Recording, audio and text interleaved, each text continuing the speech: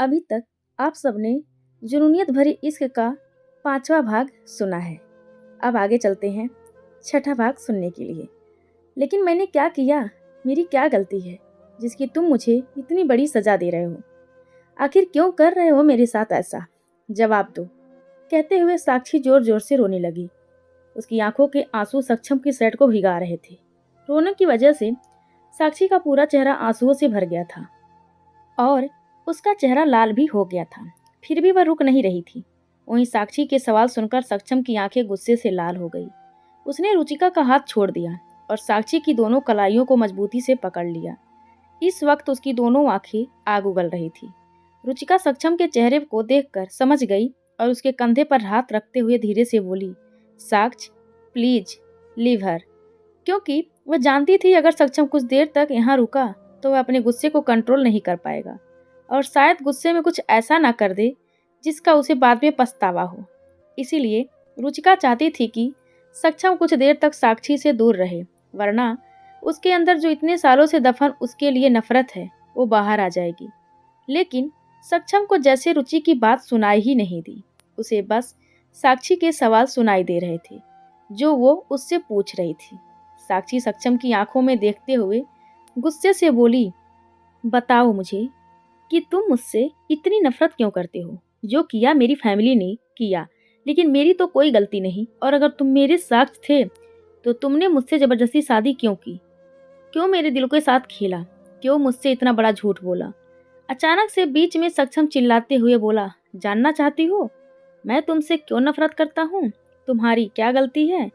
अचानक से कुछ सोचते हुए, बहुत दिनों से जानने की कोशिश कर रही थी, ना कि मेरी फैमिली कहाँ है और मैं उनके साथ क्यों नहीं रहता।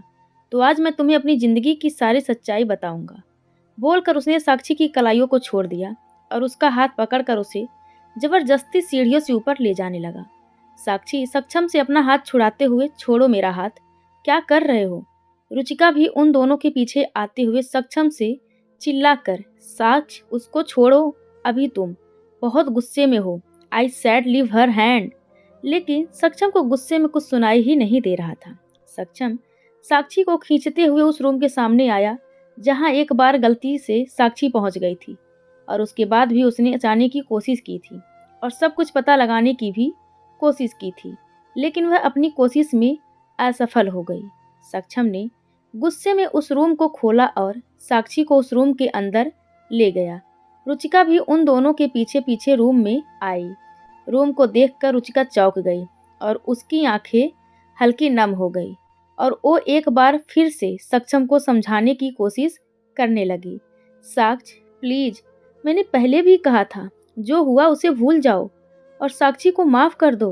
रुचिका की बात पर साक्षी उसे हैरानी से देखने लगी और फिर सक्षम को देखने लगी जो इस वक्त उस कमरे में लगी हर फोटो को देख रहा था। साक्षी सक्षम से, मुझे सब कुछ जानना है। रुचिका साक्षी की तरफ देखकर गुस्से में, तुम जानती भी हो तुम क्या बोल रही हो? अभी के अभी इस कमरे से बाहर जाओ। सक्षम बहुत गुस्सा है और मैं नहीं चाहती वो गुस्से में कुछ भी उल्टा सीधा करे।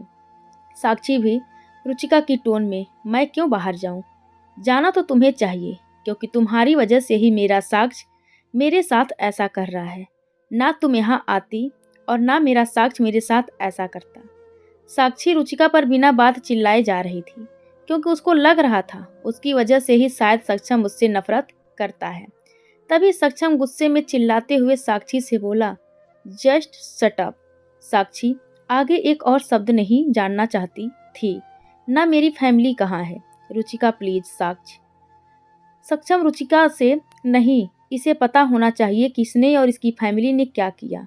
बोलकर सक्षम साक्ष की तरफ देखता है जो उसे सवालिया नजरों से देख रही थी। सक्षम अपने कमरे में लगी उन फोटोज को देखते हुए, मेरे पास रुचिका और उसकी फैमिली के अलावा कोई नहीं है। ना मेरे पास मेरी बहन है और ना ही मेरे मॉम डैड।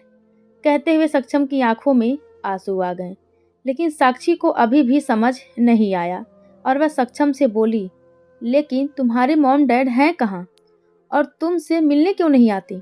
साक्षी का यह पूछना सक्षम को ऐसा लगा जैसे किसी ने उसके जख्मों को फिर से हरा कर दिया। उसकी आंखें गुस्से से लाल हो गई। सक्षम ने गुस्से में साक्षी के पास आकर उसके हाथ को उसकी पीठ से लगा दिया। सक्षम चिल्लाते हुए, मेरी फैमिली कैसे मेरे पास होगी जब तुम्हारी घटिया फैमिली ने मुझसे मेरी फैमिली को छीन लिया। मेरी बहन जिससे तुम्हारा भाई प्यार करता था, क्या किया तुम्हारे उस घटिया भाई ने?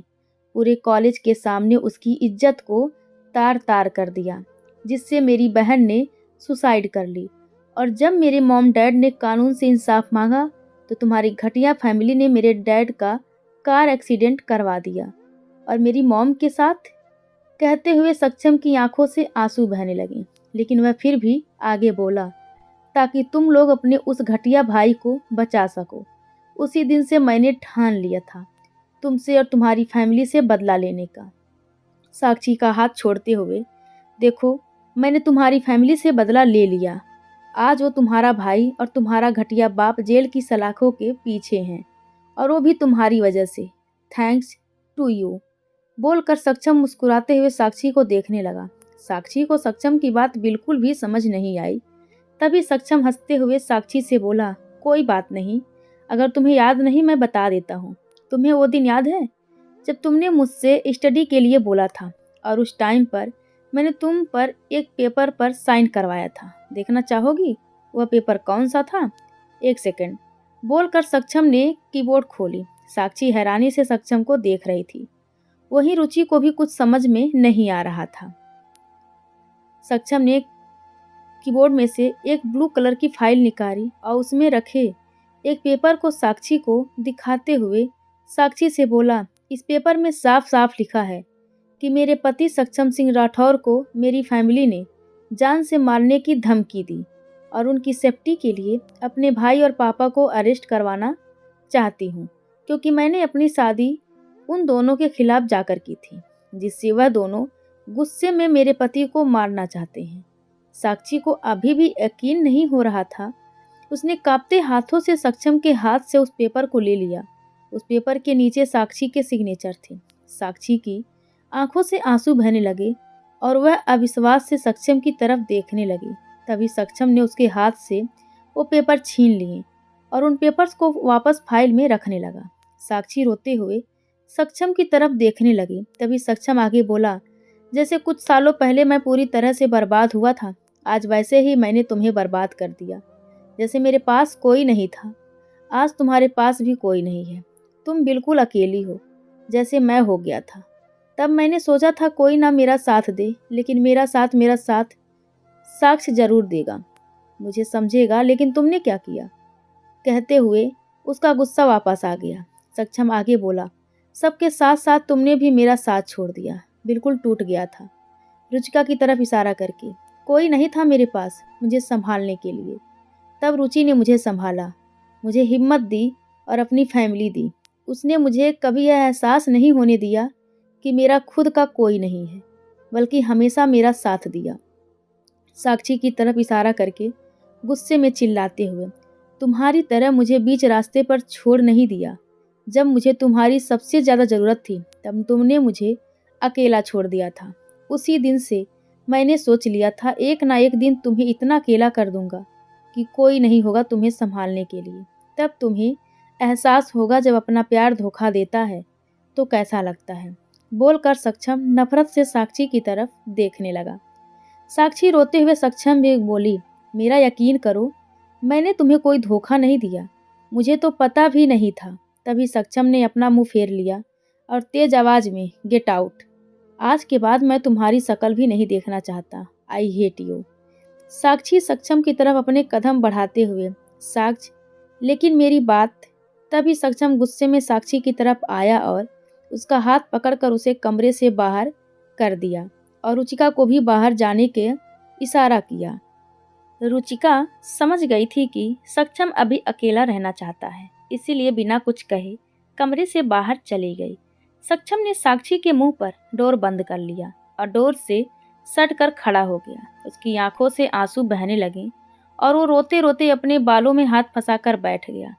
उसने अभी जो भी कहा था कि वह साक्षी से प्यार नहीं करता, लेकिन सच तो यह था उससे प्यार का ड्रामा करते करते वो सच में उससे प्यार करने लगा था। वहीं साक्षी बेसुध सी सीढ़ियों से नीचे उतर रही थी। वो बिल्कुल भी अपने होश में नहीं थी। उसकी आंखों के सामने सक्षम का नफरत से भरा चेहरा और उसके कानों में सक्षम के कहे शब्द गूंज रहे थे। सक्षम ने अपने आंसू साफ किए और कीबोर्ड खोलकर उसमें से डायरी निकालने लगा। तभी गलती से उस डायरी में से एक फोटो निकलकर जमीन पर गिर गई। सक्षम जमीन पर गिरी फोटो को देखने लगा। यह किसी और की फोटो नहीं बल्कि साक्षी की फोटो थी। सक्षम ने धीरे से उस फोटो को उठा लिया। उसकी आंखों के सामने साक्षी का मासूम चेहरा आ गया और साथ ही उसके साथ बिताए उसके खूबसूरत पल किसी पिक्चर की तरह उसके सामने चलने लगे। वहीं साक्षी रोते हुए मेंशन से बाहर निकल गई और सुनसान रोड पर चलने लगी। रोड बिल्कुल सुनसान थी। साक्षी के अलावा वहां पर कोई भी नहीं था। साक्षी रोते हुए रोड पर चली जा रही थी। उसमें बिल्कुल भी जान नहीं बची थी। अचानक से मौसम बदलने लगा और आसमान में काले घने बादल छा गए और तेज हवा के साथ जोर से बारिश होने लगी। लेकिन साक्षी को इससे कोई फर्क नहीं पड़ा। वो चुपचाप चली जा रही थी। सक्षम ने वो फोटो उठाकर गुस्से में डस्टबिन में फेंक दी और चिल्लाते हुए जोर से बोला, आई हेट यू साक्षी गुप्ता। मैं तुमसे प्यार नहीं करता, नफरत करता हूँ मैं, बस नफरत। वहीं साक्षी चलते चलते अचानक से रोड के बीचों बीच बैठ गई और जोर से चिल्लाई। उसकी आवाज में इतना दर्द था कि कोई भी रो पड़े। उसकी आंखें बिल्कुल लाल हो गई थी। उसकी आवाज से उसके दर्द का अंदाजा लगाया जा सकता था। आज वह बिल्कुल टूट गई थी। उसमें बिल्कुल भी हिम्मत नहीं बची थी। वहीं सक्षम पंचिंग बैग पर लगातार मारे जा रहा था। मारते मारते उसके हाथों से खून निकलने लगा, फिर भी वो रुक नहीं रहा था। अचानक ही सक्षम घुटनों के बल जमीन पर बैठ गया और जोर से चिल्लाया। उसकी आवाज में भी एक अलग ही दर्द था। साक्षी फिर से उठकर चलने लगी और चलते चलते एक पहाड़ी तक पहुंच गई। पहाड़ी के नीचे बहुत बड़ी खाई थी। साक्षी ने अपने आंसू पोंछ लिए और अपना फोन निकाल कर किसी को कॉल किया और रोते हुए बोली, मैंने बहुत कोशिश की लेकिन मैंने उसकी नफरत कम नहीं कर पाई। वो मुझसे इतनी नफरत करता है कि मेरी शक्ल भी देखना नहीं चाहता। इसीलिए मैंने फैसला ले लिया है कि आज के बाद मैं कभी भी किसी को अपनी शक्ल नहीं दिखाऊंगी।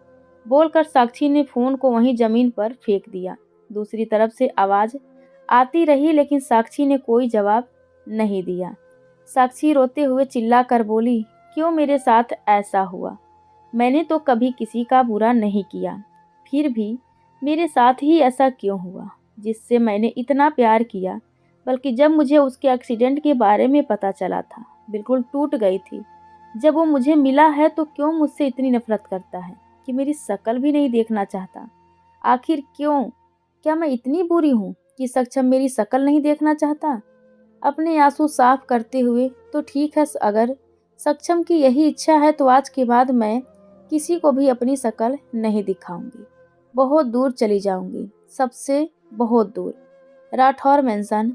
एक औरत जिसने ब्लू कलर की साड़ी पहनी हुई थी और अपने बालों का जूड़ा बनाया हुआ।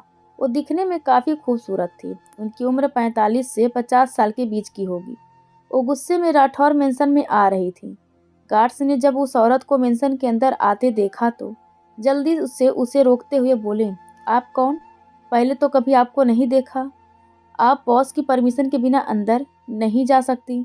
औरत गुस्से में, तुम जानते हो तुम किससे बोल रहे हो? अपने बॉस को बोल दो कि शालिनी गुप्ता आई हैं उससे मिलने। उस औरत का गुस्सा देखकर गार्ड थोड़ा डर गया और खुद को संभालते हुए बोला, मैम आप थोड़ा वेट कीजिए, मैं अभी पूछकर आता हूँ। बोलकर वो गार्ड अंदर जाने ही लगा, लेकिन इससे पहले ही औरत गुस्से में राठौर मेंशन के अंदर जाने लगी। यह देखकर वहाँ खड़े गार्ड डर से कांप गए और उस औरत के पीछे पीछे जाने लगी। औरत अंदर आकर चिल्लाते हुए, सक्षम राठौर, कहाँ हो तुम? मुझे तुमसे बात करनी है।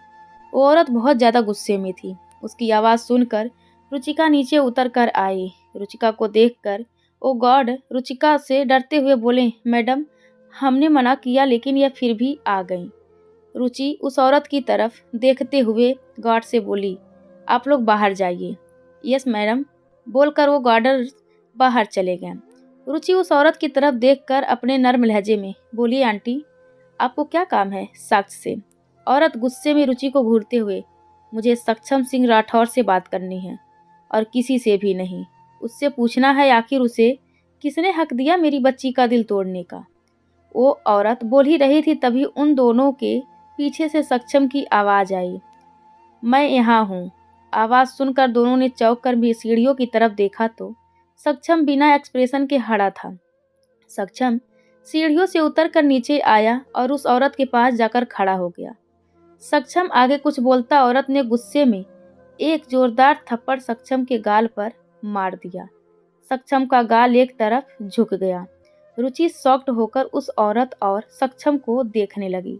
रुचि गुस्से में उस औरत की तरफ देखकर चिल्लाते हुए, आपकी हिम्मत कैसे हुई मेरे साक्ष को थप्पड़ मारने की? आज तक मैंने कभी अपने साक्ष को थप्पड़ नहीं मारा और ना ही मेरी फैमिली ने, तो आपकी हिम्मत कैसे हुई? अपनी उंगली दिखाते हुए, मुझे 2 सेकंड नहीं लगेंगे आपको अरेस्ट करवाने में। तभी सक्षम ने रुचि को इशारे से मना कर दिया और उस औरत की तरफ देखने लगा।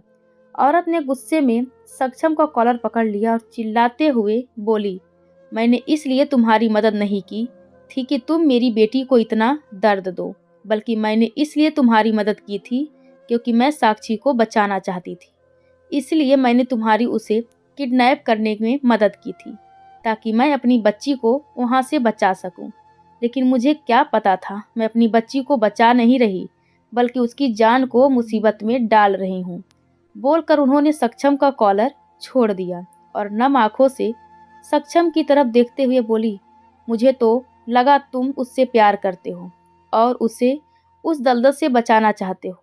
इसीलिए जब वह हॉस्पिटल से भागकर घर पर आई हम सब से मिलने, तो उसने गलती से अपने बाप और भाई की बात सुन ली कि उन्होंने तुम्हारी फैमिली के साथ क्या किया था। उसे इस बात पर यकीन नहीं हुआ कि उसके बाप और भाई ऐसा कभी कर सकते हैं और वह उनसे पूछने वाली ही हुई कि उन्होंने ऐसा क्यों किया। उसी वक्त मैंने देख लिया और उसके पूछने से पहले उसे रोक लिया। बोलकर शालिनी कुछ दिन पहले का सोचने लगी। फ्लैशबैक, जब साक्षी हॉस्पिटल से भागकर अपने घर गई तो उसने योगेश और विमान की बातें सुन ली थी, तो उनसे पूछना चाहती थी, लेकिन वह पूछ पाती तभी किसी ने उसका हाथ पकड़कर एक कमरे में खींच लिया। साक्षी को कुछ भी समझ में नहीं आया। उसका हाथ पकड़कर उसे अपनी तरफ खींचा था वो कोई और नहीं, उसकी माँ शालिनी थी। इतने दिनों बाद अपनी माँ को अपनी आंखों के सामने देखकर साक्षी की आंखों में नमी आ गई और वो तुरंत अपने माँ के गले से लिपट गई। मम्मी कैसी हैं आप? कितने दिन हो गए आपको देखे बिना। मैं तो तरस ही गई थी आपको देखने के लिए। शालिनी जी प्यार से साक्षी के बालों में अपना हाथ फेरने लगती हैं। अपनी बेटी को देखकर उनकी आंखें भी नम हो गई थी, लेकिन उन्होंने जल्दी से अपने आंसुओं को पोंछ लिया और साक्षी को खुद से अलग करके उसका छोटा सा चेहरा अपने हाथों में भरकर प्यार से उसके चेहरे को तो कभी बालों को चूमने लगी। तभी उन्हें कुछ याद आया और वो जल्दी से साक्षी से बोली, इससे पहले तुझे कोई और देखे बेटा, तू यहाँ से भाग जा। मैं नहीं चाहती मेरे अलावा कोई भी तुझे देखे। साक्षी कन्फ्यूजन से अपनी माँ को देखने लगी। आखिर उसकी माँ उससे दूर जाने के लिए क्यों बोल रही थी? मैं कुछ समझी नहीं मम्मी, साक्षी बोल ही रही थी। तभी उसे योगेश और विवान की बातें याद आ गई और वो शालिनी जी से बोली, मम्मी पापा और भाई ऐसा कैसे कर सकते हैं? रोते हुए, उन्हें जरा भी शर्म नहीं आई ये सब करते हुए? कभी सोचा नहीं कि जब मुझे पता चलेगा तो कैसा लगेगा? मुझे उन दोनों से जाकर पूछना है कि आखिर उन्होंने ऐसा क्यों किया। बोलकर साक्षी गुस्से में रूम से जाने लगी। यह देखकर शालिनी जी बहुत घबरा गईं और उन्होंने जल्दी से अपने रूम का दरवाजा बंद कर लिया और साक्षी का हाथ पकड़ते हुए अपनी घबराई आवाज में बोली, तुम्हें मेरी कसम साक्षी, तुम कुछ नहीं बोलोगी। साक्षी झुंझलाते हुए, लेकिन क्यों मम्मी? मैं क्यों नहीं पूछूं उनसे कि उन्होंने ऐसा क्यों किया? इस वक्त साक्षी की आंखों में गुस्से के साथ साथ आंसू भी थे। शालिनी जी साक्षी का हाथ छोड़कर रोते हुए उससे बोलती हैं, साक्षी मैं अभी तुम्हें कुछ नहीं बता सकती। तुम्हारे लिए यही बेहतर है कि तुम सक्षम के पास वापस चली जाओ और कभी भी वापस यहाँ लौट कर मत आना। बोलकर उन्होंने साक्षी के सामने अपने दोनों हाथ जोड़ लिए। साक्षी सवालिया नजरों से शालिनी जी की तरफ देखने लगी कि आखिर शालिनी जी को कैसे पता कि वह सक्षम के साथ रहती है। तभी शालिनी बोली, साक्षी, मैं जानती हूँ तेरे पास बहुत सवाल हैं, लेकिन अभी मैं इतना ही कहूंगी, सक्षम दिल का बुरा नहीं है। और सबसे जरूरी बात, सक्षम तेरा बचपन का वही दोस्त साक्ष है जिस दोस्त के बिना तू रह भी नहीं पाती थी। साक्षी की आंखों में आंसू आ गए। उसे तो यकीन ही नहीं हो रहा था कि उसका साक्ष जिंदा है और जिससे उसकी शादी हुई है वह कोई और नहीं, उसके बचपन का प्यार है। साक्षी शालिनी जी का हाथ पकड़ते हुए, मम्मी, आप सच कह रही हैं ना? शालिनी जी, हाँ बेटा, मैं बिल्कुल सच बोल रही हूँ। और मैं यह भी जानती हूँ कि तुम दोनों की शादी हो गई है और मुझे इस शादी से कोई ऐतराज नहीं, बल्कि मैं तो बहुत खुश हूँ कि तेरी शादी सक्षम से हो गई। अब मेरी एक बात मान और चली जा यहाँ से। तेरे जो भी सवाल हैं उनके सारे जवाब तुझे सक्षम के घर पर मिलेंगे। साक्षी रोते हुए अपना हाथ छुड़ाकर, लेकिन मम्मी, साक्ष बिल्कुल भी वैसा नहीं है, वह बहुत बदल गया है। वह मुझसे नफरत करता है और मुझे दिन रात टॉर्चर करता है, यहाँ तक कि उसने मुझसे शादी अपने बदले के लिए की है। मैं उसके पास नहीं जाऊंगी। शालिनी साक्षी को समझाते हुए, नहीं बेटा, तुम उसे गलत समझ रही हो। वो बुरा नहीं, बल्कि हालातों ने उसे बुरा बना दिया है। तेरे पापा और भाई ने उसके साथ बहुत बुरा किया, जिसके चक्कर में वो तेरे साथ ऐसा कर रहा है। लेकिन तुझे उसकी नफरत को उसके प्यार में बदलना होगा। करेगी ना? साक्षी अपने आंसू पोंछते हुए, हाँ मम्मी, मैं करूँगी। मैं हर कोशिश करूँगी अपने साक्ष की नफरत मिटाने की, अब चाहे उसके लिए मुझे कुछ भी करना पड़े। बोलकर साक्षी ने मन ही फैसला लिया। शालिनी जी के चेहरे पर हल्की सी मुस्कुराहट आ गई और उन्होंने साक्षी को अपने गले से लगा लिया। और जैसे ही कुछ मिनट बाद योगेश और विवान अपने कमरे में गए, उन्होंने धीरे से साक्षी को उसे घर से निकाल दिया। Flashback and. शालिनी रोते हुए सक्षम के सामने अपने दोनों हाथ जोड़कर, जो किया तुम्हारे परिवार के साथ मेरे पति और बेटे ने किया, उस मासूम ने कुछ नहीं किया, तो उसे इन सब की सजा क्यों दे रहे हो? जबकि तुम्हारी तरह वह खुद भी अनाथ है। जैसे तुम्हारा कोई परिवार नहीं है, वैसे उसका भी कोई परिवार नहीं है। जैसे तुम अनाथ हो, वैसे वह भी बच्ची भी अनाथ है। शालिनी जी की बात सुनकर सक्षम बिल्कुल शॉक्ड हो गया। शालिनी की बात सुनकर सक्षम को झटका सा लगा। उसे ऐसा लगा जैसे किसी ने उसके बिजली का तार छुआ दिया हो। सक्षम कंफ्यूजन से शालिनी जी से, साक्षी अनाथ कैसे हो सकती है जब उसकी फैमिली है? सक्षम की बात सुनकर शालिनी के चेहरे पर कड़वाहट आ गई और वो कड़वाहट से मुस्कुराते हुए बोली, साक्षी हमारी बेटी नहीं है। सक्षम को एक और झटका लगा। वो गुस्से में चिल्लाते हुए शालिनी जी से बोला, आप क्या बोल रही हैं? साफ साफ बताइए, मुझे कुछ समझ नहीं आ रहा। सक्षम का गुस्सा देखकर शालिनी जी गहरी सांस लेती हैं और बताना शुरू कर देती हैं, साक्षी हमारी बेटी नहीं, बल्कि समायरा और योगेश की है। समायरा और योगेश कॉलेज में एक साथ पढ़ते थे और एक दूसरे से प्यार करते थे और एक दूसरे से शादी करना चाहते थे। लेकिन समायरा के परिवार वालों को योगेश और समायरा का रिश्ता मंजूर नहीं था।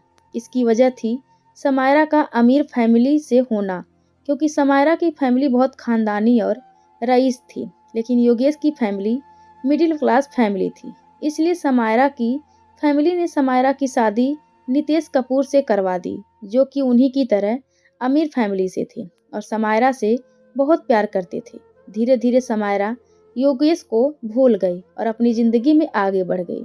कुछ सालों बाद योगेश की फैमिली ने उनकी शादी मुझसे करवा दी, लेकिन योगेश अभी भी समायरा को भूले नहीं थे और उन्हें लगता था कि समायरा ने उन्हें धोखा दिया है, जिसका बदला लेने के लिए वह प्लान बनाने लगे। कुछ सालों बाद हमारा बेटा हुआ विवान, लेकिन समायरा के शादी के इतने सालों बाद भी उनके कोई बच्चा नहीं हुआ। उन्होंने अपनी बहुत दवाई करवाई और तब जाकर उनकी एक बेटी हुई, नीरा।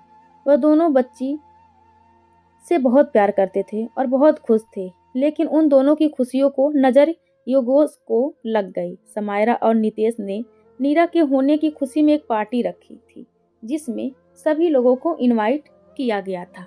सब लोग बहुत खुश थे, लेकिन उन्हें क्या पता था कि आज उनकी जिंदगी का आखिरी दिन होगा। अचानक से उस पार्टी में हमलावरों ने हमला कर दिया और एक एक करके सबकी जान ले ली। लेकिन समायरा ने बड़ी चालाकी से अपनी बच्ची को एक टेबल के पीछे छुपा दिया। बाद में उसे भी मार दिया गया।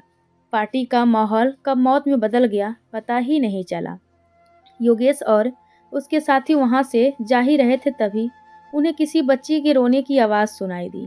योगेश ने आवाज़ का पीछा किया तो उन्हें टेबल के पीछे एक बच्ची दिखाई दी। योगेश उसे देखते ही समझ गया कि यहाँ समायरा की बच्ची है। योगेश ने कुछ सोचकर उस बच्ची को उठा लिया और बाद में जब उसने वकील से समायरा और नितेश की प्रॉपर्टी के बारे में पूछा तो उसे पता चला समायरा और नितेश ने मरने से पहले अपनी सारी प्रॉपर्टी नीरा के होने वाले पति के नाम कर दी थी, जो कि उनके दोस्त अभय सिंह राठौर का लड़का था। अभय नाम सुनकर सक्षम चौंक गया और शालिनी की तरफ देखते हुए बोला, अभय राठौर का लड़का? मैं हूँ सक्षम सिंह राठौर। शालिनी नम आंखों से जानती हूँ, और यह बात योगेश भी जानते थे। और जब उन्हें पता चला कि नीरा यानी साक्षी के स्कूल में तुम भी पढ़ते हो तो और साक्षी से प्यार करते हो, तो उन्होंने तुम्हें साक्षी से दूर करने की कोशिश करने लगे। जब तुम्हारी बहन और तुम्हारे मम्मी पापा के साथ वो हादसा हुआ तो उन्होंने तुम्हें उससे दूर करने के लिए एक प्लान बनाया और वो झूठी रिकॉर्डिंग बनाकर तुम्हें भिजवा दी, जिससे तुम्हें यह लगे कि साक्षी तुमसे प्यार नहीं करती। बल्कि सच तो यह था, जब तुम्हारी फैमिली के साथ वो सब हुआ था तो उन्होंने साक्षी को अपनी मासी के घर लंदन में भेज दिया था। उसके बाद जब साक्षी 20 साल की हो गई तब उसे इन्होंने यहाँ बुलवा लिया और उससे शादी की बात की। साक्षी कभी भी अपने पापा की बात नहीं टालती थी, इसीलिए उसने बिना कुछ कहे शादी के लिए हाँ कर दी। लेकिन सच तो यह था कि वह तुम्हें ढूंढ रही थी, लेकिन तुम उसे कहीं भी नहीं मिल रहे थे। इसीलिए साक्षी समर्थ ओबराय से शादी करने के लिए तैयार हो गई। समर्थ और योगेश के बीच एक डील हुई थी साक्षी से शादी करने की। अगर समर्थ साक्षी से शादी करता है तो साक्षी की सारी प्रॉपर्टी उसके नाम हो जाएगी और उससे वो आधी प्रॉपर्टी योगेश के नाम करनी होगी, जिसके लिए समर्थ तैयार हो गया। मुझे भी यह सब कुछ नहीं पता था, लेकिन शादी से पहले मैंने योगेश और विवान की बातें सुन ली थी। तब मुझे एक झटका सा लगा था और मैं साक्षी को बचाने के बारे में सोचने लगी। तभी मेरी नज़र तुम पर गई और जब मैंने तुम्हारे बारे में जानकारी निकलवाई तो मुझे पता चल गया तुम अभय सिंह राठौर के लड़के हो, सक्षम सिंह राठौर, और तुम्हारे साथ साक्षी को किडनैप करने की प्लानिंग बनवाई। लेकिन मुझे क्या पता था तुम मेरी बच्ची से यहाँ सब बदला लेने के लिए कर रहे हो। बोलकर शालिनी जी रोने लगी। रुचिका ने जल्दी से मेड से कहकर उनके लिए पानी मंगवाया और पानी का गिलास शालिनी जी को दे दिया। शालिनी जी ने एक सांस में पूरा पानी पी लिया। वहीं सक्षम तो पूरी सच्चाई सुनकर किसी सदमे में था। अचानक से उसकी आंखों में आंसू आ गए और वह अपने घुटनों के बल जमीन पर धम से बैठ गया। उसकी आंखों में आंसू आ गए थे। इतने सालों, इतने महीनों से वो इसलिए उससे नफरत करता था कि जो भी हुआ कहीं ना कहीं उसकी वजह साक्षी है। लेकिन आज जब उसको उसकी सच्चाई पता चली तो अब उसे खुद पर ही गुस्सा आ रहा था। कैसे वो अनजाने में इतनी बड़ी गलती कर गया। रुचिका ने जब उसे ऐसे परेशान देखा तो जल्दी से उसके पास आकर वह भी जमीन पर बैठ गई और उसके कंधे पर हाथ रखकर धीरे से उसे समझाते हुए बोली, जो तुमने किया उसके साथ बहुत गलत किया, जिसके लिए साक्षी क्या मैं भी तुम्हें माफ़ नहीं करूँगी। लेकिन इतना ज़रूर कहूँगी, अगर तुम उससे दिल से माफ़ी मांगोगे तो वह तुम्हें माफ़ कर देगी। और जितना आज तक मैंने उसे जाना है वो बहुत अच्छी लड़की है और तुमसे बहुत प्यार करती है। वरना अगर उसकी जगह कोई भी लड़की होती तो तुम्हारे ऐसे बिहेवियर पर तुम्हें कब का छोड़कर चली जाती। लेकिन साक्षी नहीं गई क्योंकि वह तुमसे प्यार करती है। इसीलिए अभी भी वक्त है, उससे माफ़ी मांग लो। सक्षम ने जैसे ही रुचिका की बात सुनी जल्दी से उठकर खड़ा हो गया और जल्दी से भागकर सीढ़ियों से ऊपर जाने लगा। तभी शालिनी जी ने उसे रोका। साक्षी यहाँ नहीं है। शालिनी जी की बात सुनकर सक्षम के कदम रुक गए और उसने पलटकर सवालिया नज़रों से शालिनी जी की तरफ देखा। क्या मतलब कि साक्षी यहाँ नहीं है? शालिनी जी ने कोई जवाब नहीं दिया और अपना फ़ोन निकालकर एक रिकॉर्डिंग ऑन कर दी। यह रिकॉर्डिंग किसी और की नहीं बल्कि साक्षी की थी, जब उसने आखिरी बार शालिनी जी से बात की थी। रिकॉर्डिंग सुनकर सक्षम के हाथों से फ़ोन छूटकर ज़मीन पर गिर गया और एक उम्मीद जो बची थी साक्षी से माफ़ी मांगने की, शायद वह भी टूट गई। लेकिन वह इतनी जल्दी हार मानने वालों में से नहीं था। यह सब झूठ है। मेरी साक्षी मुझे छोड़कर कभी नहीं जा सकती। वो यही कहीं है। मैंने उसे इतना परेशान किया, इसीलिए वह मुझसे नाराज़ होकर यही घर में छुप गई है। वो कहीं नहीं गई। सक्षम खुद को ही तसल्ली दिए जा रहा था। आंखों से आंसू बह जा रहे थे और चेहरे पर पछतावा, ग्लानि के भाव थे। सक्षम किसी पागल की तरह राठौर मेंशन में हर जगह साक्षी को ढूंढने लगा। यहाँ तक कि उसकी सभी मेड भी साक्षी को हर जगह ढूंढने लगी, लेकिन किसी को भी साक्षी कहीं नहीं मिली। तभी उसे कुछ याद आया। उसने जल्दी से हड़बड़ाते हुए किसी को कॉल किया और ऑर्डर देते हुए बोला, मैंने तुम्हें एक नंबर सेंड किया है, जल्द से जल्द मुझे उसकी लोकेशन सेंड करो। दूसरी तरफ से यस बॉस कहकर फ़ोन कट गया। सक्षम बेसुध सा सोफे पर बैठ गया, जैसे उसे किसी बात का होश ही नहीं रह गया हो। रुचिका उसे संभालने की पूरी कोशिश कर रही थी, लेकिन सक्षम कोई बच्चा नहीं था जिसे बहला लिया जाए। तभी सक्षम के फ़ोन पर एक कॉल आई और वह जल्दी से कॉल भी करके मेंशन से बाहर निकल गया। कुछ मिनट बाद उसकी गाड़ी एक पहाड़ी के सामने आकर रुकी। आज पहली बार सक्षम के हाथ पैर कांप रहे थे। उसे घबराहट हो रही थी, लेकिन वह जल्दी से खुद को संभाल कर गाड़ी से उतरा और कांपते कदमों के साथ उस पहाड़ी के पास जाने लगा, जहां पर पहले से ही 2 से 3 पुलिस की गाड़ी मौजूद थी। सक्षम पुलिस इंस्पेक्टर के पास गया। तभी वो इंस्पेक्टर सक्षम को एक फ़ोन दिखाते हुए बोला, हमने हर जगह ढूंढ लिया, लेकिन हमें आपकी वाइफ कहीं नहीं मिली। बस ये फ़ोन मिला है। सक्षम उस फ़ोन को देखते ही पहचान गया कि यह फ़ोन साक्षी का ही है, जो उसी ने उसे गिफ्ट किया था। उस फ़ोन को पकड़ते वक्त सक्षम के हाथ कांप रहे थे। उसका शरीर बिल्कुल बेजान सा लग रहा था, जैसे उसमें जान ही ना बची हो। सक्षम ने उस फ़ोन को ऑन किया तो उसके नाम से एक मैसेज टाइप था, जो शायद साक्षी ने सुसाइड करने से पहले सक्षम के लिए लिखा था। हेलो साक्ष, लव यू कहने के लिए यह बस शब्द हैं, पर यही मेरी पूरी ज़िंदगी है जो आज तुम्हारे बिना अधूरी हो गई। मैंने बहुत कोशिश की तुम्हारी नफ़रत को अपनी मोहब्बत में मिटाने की, लेकिन मैं नहीं कर पाई। मेरी वह कोशिशें तुमने असफल कर दी।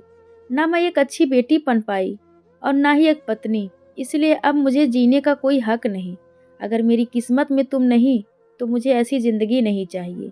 अपने जीते जी तुम्हारी नफ़रत को कम कर नहीं पाई। शायद मेरे मरने के बाद तुम्हारी नफ़रत मेरे लिए कम हो जाए। आई लव यू साक्ष एंड गुड बाय। अब तुम्हें कभी भी मेरा चेहरा नहीं देखना पड़ेगा। बाय। उस मैसेज को पढ़कर सक्षम के कदम लड़खड़ा गए और वह अपनी तेज आवाज़ में बोला, साक्षी तुम मुझे ऐसे छोड़कर नहीं जा सकती, नहीं जा सकती। कहते हुए सक्षम जमीन के बल अपने घुटनों पर बैठ गया। उसकी आंखों से आंसू बहने लगे। उसका दिल चीख चीख कर साक्षी को पुकारने लगा, लेकिन उसकी आवाज़ सुनने के लिए आज साक्षी नहीं बल्कि उसकी यादें और वो सुनसान पहाड़ी थी। तभी सक्षम जल्दी से अपने आंसू पोंछकर खड़ा हुआ और उस खाई के पास जाने लगा। साक्षी को ढूंढते ढूंढते रात हो गई थी, लेकिन अभी तक उसका कोई पता नहीं चला था। पुलिस इंस्पेक्टर का यही मानना था कि उस मैसेज और वहां मिली जितने भी सबूत यही दावा कर रहे थे कि साक्षी ने सुसाइड की है, लेकिन सक्षम अभी भी उनकी बातों को मानने को तैयार नहीं था। उसे तो ऐसा लग रहा था जैसे उसने साक्षी के साथ इतना सब कुछ किया है, इसीलिए वो उससे नाराज हो गई है और कहीं चली गई, लेकिन उसने सुसाइड नहीं की। सक्षम रोते हुए, साक्षी प्लीज मेरे पास आ जाओ, बहुत हो गया यह खेल, प्लीज मेरे पास वापस आ जाओ। अब मैं कुछ भी नहीं करूँगा, ना ही तुम्हें कभी डांटूंगा और ना ही तुम्हें किसी भी चीज़ के लिए मना करूँगा, लेकिन प्लीज़ तुम मेरे पास वापस आ जाओ। मैंने तुम्हें हर्ट किया ना, देखो मैं खुद को थप्पड़ मार रहा हूँ, बोलकर वो खुद ही खुद को थप्पड़ मारने लगा। पुलिस सक्षम के पास आकर उसका हाथ पकड़ते हुए उसे होश में लाने की कोशिश करती है। सर, आपकी तबीयत ठीक नहीं है, आप घर जाइए। हमें जैसे ही आपकी वाइफ के बारे में कुछ पता चलता है हम आपको इन्फॉर्म कर देंगे। सक्षम गुस्से में उस इंस्पेक्टर को देखते हुए, नहीं, मेरी साक्षी यहीं कहीं है, वो अभी आती ही होगी बोलकर सक्षम अपनी जगह से खड़ा हो गया और जैसे ही एक कदम बढ़ाया वह लड़खड़ाकर मुंह के बल जमीन पर गिर गया और वो जोर जोर से चिल्लाया, साक्षी, तुम्हें गिराते गिराते आज हम ही गिर गए। 3 महीनों बाद वक्त अपनी गति से बीतता चला गया। आज पूरे 3 महीने हो गए साक्षी को गए हुए, लेकिन अभी तक साक्षी का कोई पता नहीं चला। सक्षम अब काफी बीमार रहने लगा था। रुचिका और उसकी फैमिली और शालिनी जी सक्षम के साथ राठौर मेंशन में रहने लगी थी। राठौर मेंशन एक छोटी सी क्यूट लड़की 5 से 6 साल की है। हाल में अपने नन्हे कदमों से भाग रही थी और उसके पीछे एक औरत जिसने ब्लू कलर की साड़ी पहनी हुई थी, वो उसके पीछे उसे दूध पिलाने के लिए भाग रही थी। नैन्सी, बच्चा रुक जाओ, देखो मम्मा थक गई हैं। उस औरत के कहने के बावजूद भी वह बच्ची नैन्सी नहीं रुक रही थी। तभी नैन्सी के सामने एक आदमी आ गया। उस आदमी को देखकर नैन्सी उस आदमी के पैरों से लिपट गई और अपनी क्यूट सी आवाज में बोली, चाचू, मम्मा को बोलो कि मुझे आपके हाथ से मिल्क पीना है। नैन्सी की बात सुनकर उस आदमी के चेहरे पर हल्की सी मुस्कुराहट आ गई और उसने नीचे झुककर नैन्सी को अपनी गोद में उठा लिया और उस औरत के पास जाकर बोला, भाभी, आप मुझे बोतल दे दीजिए, मैं पिला दूंगा। उस आदमी की बात सुनकर उस औरत ने अपने हाथ में पकड़ी दूध की बोतल उस आदमी को दे दी और अपना दूसरा काम करने लगी। वो आदमी नैन्सी को लेकर हॉल में पड़े एक सोफे पर बैठ गया और उसे दूध पिलाने लगा। नैन्सी भी चुपचाप उस आदमी के हाथ से दूध पीने लगी। दूसरी तरफ दिल्ली, एक बड़े से मेंशन के एक कमरे में किंग साइज बेड पर एक लड़की बेहोश सी लेटी हुई थी। उसके आसपास बहुत सी मशीन लगी हुई थी और उस लड़की के साथ उस रूम में 2 नर्स भी थी उस लड़की का ख्याल रखने के लिए। धीरे धीरे उस लड़की की अंगुलियां हिलने लगी। उसकी बॉडी में मूवमेंट होता देख कर उन नर्स में से एक नर्स उस रूम से बाहर नीचे आई, जहां पर एक औरत जिसने ब्लू कलर की महंगी साड़ी पहन रखी थी, उसके साथ एक आदमी इसने सफेद कलर का कुर्ता पायजामा पहन रखा था और उन्हीं के साथ एक लड़का बैठा था जिसने कैजुअल कपड़े पहन रखे थे और वो उन कपड़ों में भी काफी हैंडसम लग रहा था। उसकी उम्र यही 22 से 24 साल के बीच में होगी। तभी वो नर्स सीढ़ियों से उतरकर उनके पास आई और खुश होते हुए बोली, पेशेंट को होश आ गया है। नर्स की बात सुनकर उन तीनों का चेहरा खुशी से खिल गया और जल्दी से सोफे से उठकर रूम में आए तो देखा वह लड़की जोर जोर से चिल्ला रही थी, आप लोग कुछ बताते क्यों नहीं कि मैं कौन हूँ और क्या कर रही हूँ। अचानक से उस लड़की के सर में दर्द होने लगा और उसने अपने सर को अपने दोनों हाथों से पकड़ लिया। उसकी ऐसी हालत देखकर उस लड़के ने जल्दी से डॉक्टर को फोन करके बुलाया। 2 मिनट बाद डॉक्टर उस रूम में आए और उस लड़की को चेकअप करके उस कुछ मेडिसिन देकर चले गए। वो लड़का उस लड़की के पास आकर बैठकर उस लड़की के सर को सहलाते हुए, प्रिया, आई एम सो हैप्पी, तुम्हें होश आ गया, बोलकर वो लड़का खुश होते हुए उस लड़की प्रिया को अपने गले से लगा लेता है। लेकिन वह लड़की अभी भी उस लड़के को नहीं पहचान रही थी और ना ही खड़े उस आदमी और औरत को। वो आदमी जिनका नाम शैलेश मल्होत्रा था, उनके साथ खड़ी उनकी वाइफ जिया मल्होत्रा अपनी बच्ची को होश में आया देखकर जितना ज़्यादा खुश हो गई थी, वहीं उसकी ऐसी कंडीशन देखकर उनकी आंखों में आंसू आ गए। शैलेश जी ने जिया के कंधे पर हाथ रखा और उन्हें तसल्ली देते हुए बोले, जिया, चिंता मत करो, प्रिया बहुत जल्दी ठीक हो जाएगी। अभी हम बाहर चलते हैं और अविरल बेटे को प्रिया के पास रहने देते हैं। शैलेश की बात मानकर जिया शैलेश के साथ उस कमरे से बाहर निकल गई। अविरल प्रिया को खुद से अलग करते हुए उसके आंसुओं को पोंछ देता है और उसे धीरे से बेड पर लिटाकर नर्स को कुछ इशारा करता है। प्रिया रोते हुए अविरल से, मुझे कुछ याद क्यों नहीं आ रहा। अविरल प्रिया के सर को सहलाते हुए, वो इसलिए क्योंकि कुछ महीनों पहले तुम्हारा बहुत बुरा एक्सीडेंट हुआ था, इसीलिए तुम्हारी याददाश्त चली गई है। अब बहुत हो गए क्वेश्चन, अब तुम आराम से सो जाओ। वो बोल ही रहा था तभी उस नर्स ने धीरे से प्रिया को नींद का इंजेक्शन लगा दिया, जिससे वो गहरी नींद में सो गई। तो दोस्तों, आज की हमारी कहानी आप सभी को कैसी लगी कृपया कमेंट करके ज़रूर बताएं और मिलते हैं नेक्स्ट भाग में।